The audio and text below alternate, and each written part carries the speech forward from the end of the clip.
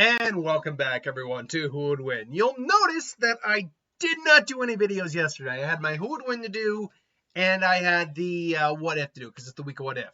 But I got home, and I was a little crunched for time, because I did go see a movie yesterday. That review will be also up in a little while. So, and then obviously that adds on to everything else that I had to do today, which is, again, another What If in the Digimon video. So, what I'm going to do is do the short videos I got to do today, because I have to go out later anyway. So I'm not going to have enough time to do everything today. But some of these videos are going to be relatively short. And then I'm going to save all the what ifs that I have to do for tomorrow. So tomorrow you're going to get 2 copies of the Naruto All for One for All What If. And you're going to get whatever the what if that I had scheduled for today. Which, now that I think about it, what was my scheduled what if for today? What did I have here? That's a good question here. Oh. No, I remember now. Okay. Anywho. So, I digress. Coming to us from Alex, Silent Ninja, Ninja AMV, we have another Alex Victory fight. Alex Victory versus the one above all. Marvel's de facto ultimate buck stops here entity, essentially their true god. Like, let's be clear, there are gods. And then there is this guy who is more or less the one who has dominion over not just the multiverse, but every multiverse that exists within Marvel, all the infinite spaces there. This is the guy who stands literally the one above all. And so anything he can do, so forth and so on. Alex Victory from Sugsverse is one that I've only done once before. And I'm going to be honest, characters like this I don't like doing. I'm not against the fandom at all. I'm not saying that at all. Because it's apparently this is all about like existential concepts, made like in giving those abilities like physical form as individuals, and then them kind of duking out on a existential beyond that level. Alex Victory, who apparently isn't even the strongest individual in the story that is Sugsverse story, is a mere human that exists above any allscape level of power. Apparently, there is a cosmic hierarchy and this page has not even been updated yet. So, guys who do Sugsverse, update that, please. He is the literal embodiment of victory and absolutely invincible. His existence is literally, I'm always stronger, I'm always higher, I'm always faster, I'm always better. He is always more you than you yourself. Because of this, he's absolutely unable to lose, embodying victory on a is it manifold or manifold level? Did I just read that? Manifold. What the hell does a manifold mean? And again, that's the cosmic hierarchy, which these guys on the site have not updated. So that makes great. Apparently, by flexing his elbow, he completely unmade the existence of an infinite omniverse. Can you quickly understand why I'm not really fond of doing characters like this in a fight? Because you're now talking about individuals who can fight beyond existential concepts, threaten everything within everything, and so forth. It makes for such convoluted types of fights. And it's not even one of those fights where... It's one of those fights where no matter what I say, someone's going to disagree. So, of course, to be fair, I could say that for any fight I do. For examples of his power include a full transcendent. He and a character called Fallen stood before each other as if they were suspended in animation. However, the reality behind this was the two of them testing each other's power. Alex Victory encompassed every aspect and essence of all levels of meta-infinite presence. Both of them were striking with their thoughts alone, leaving not a single infinite omniverse or region left in their wake.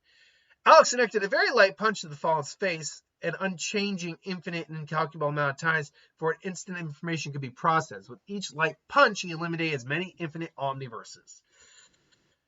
Okay, look, I'm not even going to bother going over the rest of this because it's kind of ridiculous. The reason I don't overly enjoy doing verses like this, first off, while the one above all is technically technically should be categorized as someone stronger than him. He only has one omniverse technically within his, like, there's the universe, there's if you're going by scaling feats, there's planetary, solar system, galaxy. Well, technically it's planetary, moon, planet, star, whatever. But then solar system, galaxy, universe, multiverse. Technically, you can even go macroverse if you want, but multiverse, infinite multiverse versus. Then you go, I believe, outerversal. Then you go, I think hyperversal was beyond that, if I'm remembering correctly. Then Omni. Like the one above all sits above all. Like he's beyond any of that theoretically, but there's only one omniverse he's looking over, more or less. The Marvel universe isn't that level of big, unfortunately. And at least not from the conceptual number. Even like say the DC universe, which is also God knows how huge, is not that big. So throwing characters like Alex Victory into a fight is just not it's just a stomp usually, and no matter who you're doing. It's why I'm not a fan of people giving me suggestions for clear stomps when you know it's a clear stomp and you just want to see your character kind of win. Now, maybe it's because you also want to hear my take on it, and that's perfectly fine, and I'll still do it. I honestly should have probably thrown this in the speed round video, to be honest. But this is the video. This is what I had. I thought the one above all might be a bit more of a match in concept. But the way these guys are described in the Sugverse universe, they're too beyond anyone in any other concept of media. Now, granted, the Sugverse universe is also, as far as I can tell, one second here. As far as I can tell with Sugverse, hold on. I think it's kind of like the SCP Foundation, where it is all fan made. It's not a real, it's not a real thing. It's not the right word I want to look for. It's kind of like Creepypasta or SCP, where it really is just fan made information and characters and all that. But they put their hearts and souls into it, which is great, which is fine. No issue there. It's just, you have to understand that when you're literally creating a series where you're making characters broken as F, legit, it's not going to make for a very compelling fight. So that's where I like draw that issue, but I have that's where I'm like, this is not going to be a great video because you're going to get a stomp is what you're going to get. And that's what this would basically be. Unfortunately, this guy is just too much of a stomp, even for the one above all.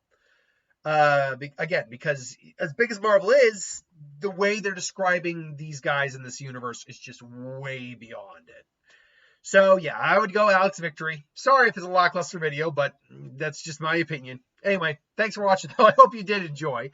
Like, comment, share, subscribe. And again, no shade if you love this stuff. I'm not bashing on that. I've constantly made points that I'm not a Ninjago fan. So I kind of get a little, like, exasperated a little bit whenever I get a Ninjago request.